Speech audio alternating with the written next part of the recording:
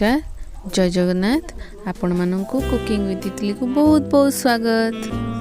माने तो घरे निश्चय आलू और पोटल भजा बन खाई तेरे मुझे आपण को किसी नुआ स्टाइल रे गोटे मजेदार आलू और पोटल भजा बन देखेबी। मु अल्प किसी पोटल और किसी आलू को यह भाव में काटी नहीं। चलता आम आपको फ्राए करवा। प्रथमे पोटल को तेल देकी ये भाव में फ्राए करूँ। ये भाव में 4 ରୁ 5 मिनिट आपको फ्राए करूँ। पोटलटा टी अधिक समय लगे भाजी हाँपाई तो से प्रथम पोटल को ही आग भाजी नौची।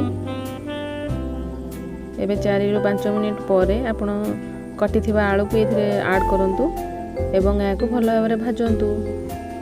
4 ରୁ 5 मिनिट ये भाव में भाजिला आलू और पोटल भल भाव में भाजी हो। देखो ये भल भाव में भाजी हो मझे मझे आम घोड़े दबा। 10 मिनिट हो जाए आलू और पोटल भल भाव में भाजी जाए। आम आपको प्लेट को काढ़ी नवा। प्लेट को काढ़ी नहीं सारा पर आम किसी मसला नवा। एथिरे आम नहीं जाइए किसी हलदी जीरा गुंड लंका गुंड आ किसी लुण आ किसी करी पाउडर।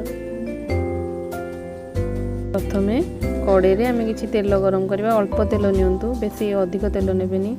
एथिरे सब सुखिला मसला को आम ऐड करदबा। एटा को लो फ्लेम रे करिवे नले मसला सब पोड़ी जिवो आ कला कला भी देखा जिवो। तो देखो ये आम सब मसला ऐड करने भल भाव में आम मिसई दबा तेल सहित। तेल सहित यहाँ भल भाव में मिसी जाइए। आम भाजिक रखिथिबा आलू और पोटल को ये ऐड करदबा। ये भाव में 4 ରୁ 5 मिनिट को भाजी नियंतु। सब मसला भी पोटल और आलू सहित लगिजिवो। एवं देखो ये रेडी हो जाइए।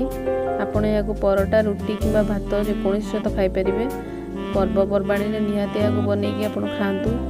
आपन को निश्चय यहाँ भल लगे। ये नुआ नुआ रेसिपी वीडियो देखापी मो चैनल को सब्सक्राइब करूँ एवं सब्सक्रिप्शन बटन पाखे बेल आइकन को प्रेस करूँ। द्वारा मु अपलोड करुवा वीडियो आपण मान पाखे जल्दी पहुँचो। Thanks for watching.